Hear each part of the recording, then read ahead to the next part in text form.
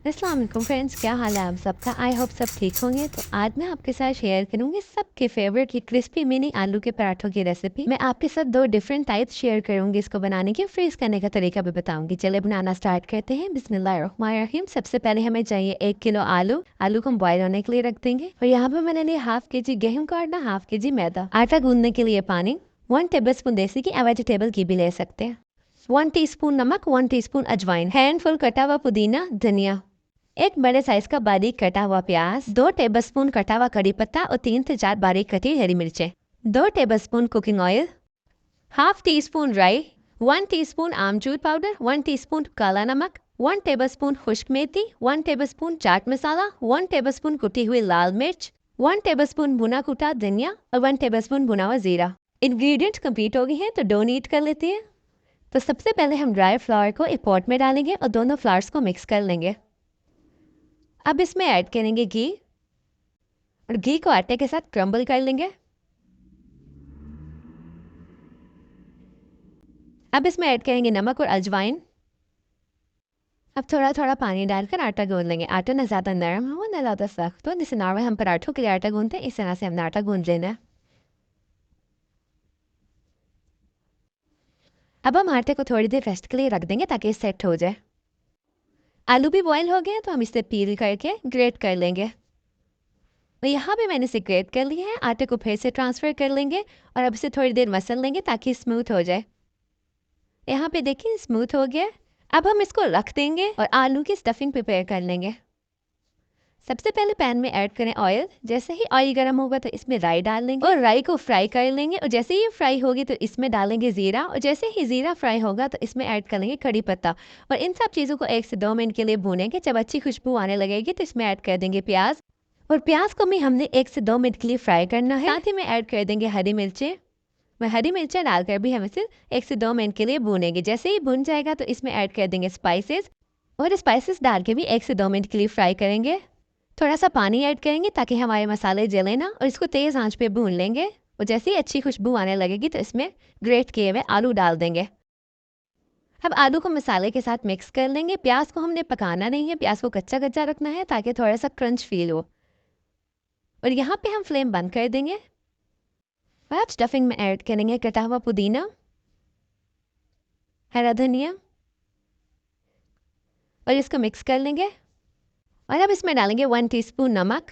नमक आप अपने टेस्ट के मुताबिक भी डाल सकते हैं। यहाँ पे स्टफिंग को ठंडा होने के लिए रख देंगे। आठों के अंदर लगाने के लिए स्लरी बना लेंगे जिसके लिए हमें चाहिए 4 टेबलस्पून कॉर्नफ्लावर, 2 टेबलस्पून घी, मैंने देसी घी यूज़ किया है, 1 टेबलस्पून ऑयल, मैंने ऑलिव ऑयल यूज़ किया, आप कुकिंग ऑयल भी यूज़ कर सकते हैं। अब इसको मिक्स करके थिक सा पेस्ट बना लेंगे। ये एज अ शॉर्टनिंग यूज़ होगा। अब जो आटा हमने गूंद के रखा था उसका एक पोर्शन ले लेंगे। फिर हम इसको हाथ की हेल्प से थोड़ा सा रोल करके सिलेंडर का शेप देंगे और उसे 6 इक्वल पार्ट्स में कट कर लेंगे। और सारे पार्ट्स की हम बॉल्स बना लेंगे और यहाँ पे सारे पार्ट्स को हमने रोल कर लेना है। वो सारी रोटियों को हम दरमियाना साइज़ का बेल लेंगे, ज़्यादा बड़ा नहीं बेलना। फिर थोड़ा ड्राई फ्लावर लगाएंगे, उसके ऊपर एक रोटी रखेंगे और 1 टीस्पून उसमें स्लरी लगाएंगे। फिर उसके बाद फिर दूसरी रोटी रखेंगे, देन स्लरी लगाएंगे और यही मेथड हम रिपीट करेंगे। सारी रोटियों को आपने एक ही साइज़ का बेलना है ताकि ये इक्वल है। अब हम हाथ की हेल्प से फ्लैट कर लेंगे और फिर रोल करके बड़ा कर लेंगे। अब इस पर लगाएंगे 1 टीस्पून स्लरी और अब इसे रोल कर लेंगे। अब हम इसको सेंटर से काट लेंगे। फिर हम इसको 4 पार्ट में डिवाइड करेंगे और एक पार्ट को हम 3 पार्ट में डिवाइड करेंगे। इसकी थिकनेस देखें, फिंगर जितनी होनी चाहिए। और यहाँ पे आप इसके लेयर्स चेक करें। अब हम इसको रोल कर लेंगे। इसको बारीक सा रोल करेंगे, इस पर स्टफिंग रखेंगे और अब इस पर दूसरी रोटी रख लेंगे। तो इसको एजिस से बंद कर लेंगे अच्छी तरह से।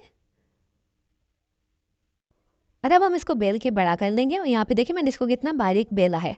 मैं आपको बताऊंगी सेकंड मेथड। सेम आटे का थोड़ा सा पोर्शन है कि आप उसको रोल करके फ्लैट कर लें, देन इस पर अप्लाई करें जो स्लरी हमने प्रिपेयर की थी 1 टेबल स्पून।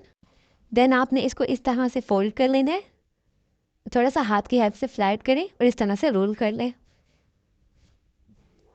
देन आपने उसको सेंटर से काटना है और फिर उसको भी 2 पार्ट में डिवाइड कर देंगे। टोटल हमने इसके 4 पार्ट बनाए, उसकी लेयर्स देखें। और यहाँ पे हमने इसको सिंपल फ्लैट कर लेना है, उस पर लगाएंगे स्टफिंग और थोड़ा सा ऐड करेंगे घी।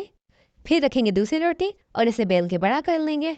अब तवा गर्म है तो तवे पे डाल देंगे पराठा। जब ये एक साइड से पकेगा तो साइड चेंज कर लेंगे। फिर इस पर लगा लेंगे घी और इसको गोल गोल घुमाएंगे ताकि ये इक्वली गोल्डन ब्राउन हो जाए। और यहाँ पे देखें हमारा एक पराठा तैयार हो गया। अब हम दूसरा पराठा डालेंगे। सेम जब ये एक साइड से पकेगा तो इसको साइड चेंज कर लेंगे, थोड़ा सा घी अप्लाई करेंगे और अब हम इसको भी इसी तरह से फ्राई कर लेंगे। और यहाँ पे इसकी आवाज़ चेक करें कितने क्रंची बने हैं।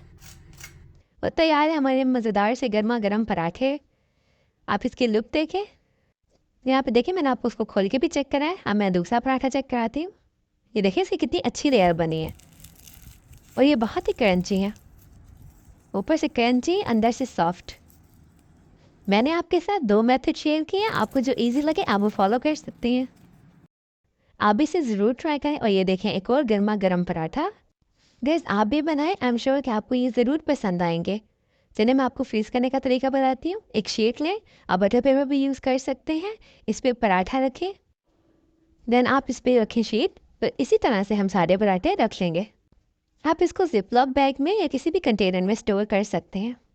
और इस तरह से आप मैक्सिमम 1 महीने तक इसको आराम से फ्रीज कर सकते हैं। जब आपका दिल चाहे आप इसे एंजॉय करें। आई होप कि मेरी वीडियो आपको अच्छी लगी होगी। मैं इसे ब्रेकफास्ट में एंजॉय करती हूँ और मिलती हूँ आपसे फिर एक नई वीडियो में। तब तक अपना ख्याल रखिएगा, मुझे दुआ में याद रखिएगा। टेक केयर, अल्लाह हाफिज़।